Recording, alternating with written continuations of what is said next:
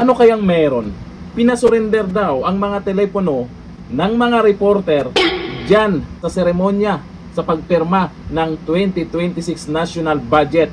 At ngayon, permado na po ang 6.793 trillion peto-teto-tet. At may pangako po ang ating mahal na Pangulong Bongbong Marcos. Ano yung mga pangako na naman niya tungkol sa perang yan, kung saan mapunta? Pero bago natin panoorin yung pangako niya, ito po ang nangyari po sa mga reporter. Binalita po yan sa Philippine Star. Ang sabi po ha, ayan po, with President Ferdinand Marcos Jr. set to sign the 2026 national budget in an hour, reporters covering the ceremonial signing were asked to surrender their phones. Ano meron? Dapat nga, okay lang dapat yan. Kasi kung gustong kumuha ng litrato, mabilis lang sa cellphone, video. Kasi gusto din makita ng taong bayan. Masaksihan man lang yung seremonya nyo dyan. May mga ibang reporter kasi dyan na gamit yung cellphone nila para picturan or mag-video dyan sa nangyayaring event nyo. Kaya may mga nagtatanong, bakit kailangang isurrender yung mga phones ng mga reporter? May tinatago ba? Yan po yung mga katanungan ng mga netizens sa nakabasa po sa balitang ito. Kasi anong dahilan? Wala naman sigurong sinabi dito, wala namang paliwanag sa balitang ito kung ano yung dahilan. Sa tingin nyo, ano kayang pwedeng dahilan nila dyan?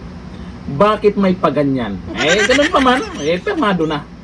Permado na ang 6 point, gano'n to kalaki? Permado na ang 6.793 trillion peto-teto-tet. Pero huwag kayong mag-alala, ang Pangulo natin may pangako para dyan sa pera yan. Saan kaya mapunta? Eto, panoorin ang video. Mga kababayan, dama po namin ang inyong agam-agam at pangamba sa nakaraang budget. Kaisa ninyo ako sa pagnanais na masiguro ang bawat pisong buwis ay mapupunta sa tamang proyekto at sa tunay na pangangailangan ng ating taong bayan. Naririnig namin po kayo. Sa national budget ng 2026, malinaw ang direksyon ng inyong pamahalaan. Magiging mas masinop, mas maingat, mas responsable kami sa paggastos ng pondo ng bayan.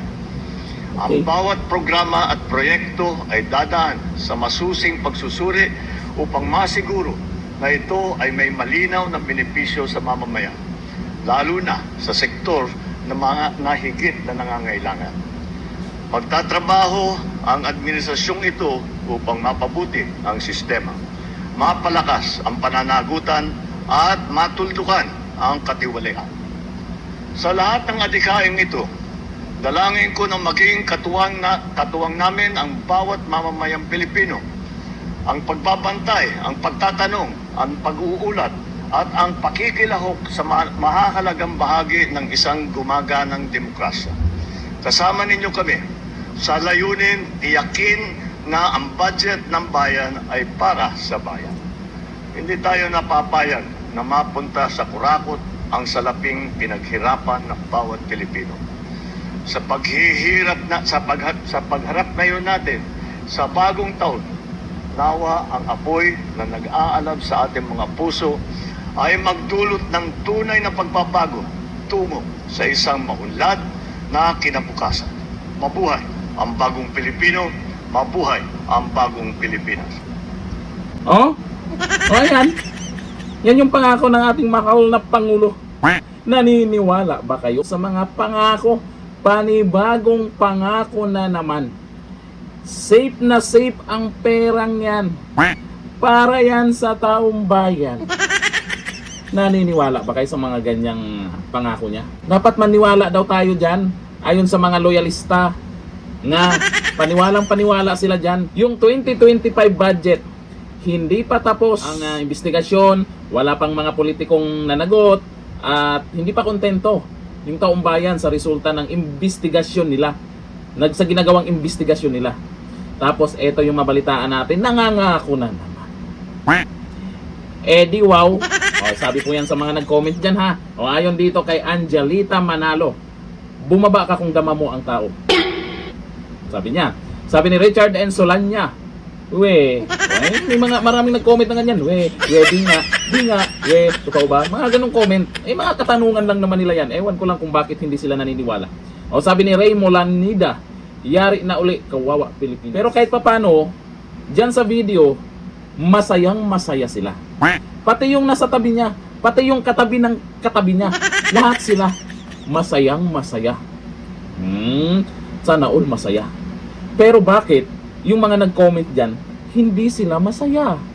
Bakit ganon? Kung para sa taong bayan yan, dapat yung taong bayan ang magiging masaya. Bakit kayo nakangiti dyan, pero yung nakapanood sa video yan, hindi sila masaya? Bakit ganon? Anong meron? Saan kaya mapunta yan? Alam nyo ba? Sa taong bayan daw, di ba? Hanggang dito lang, thank you. Bye-bye.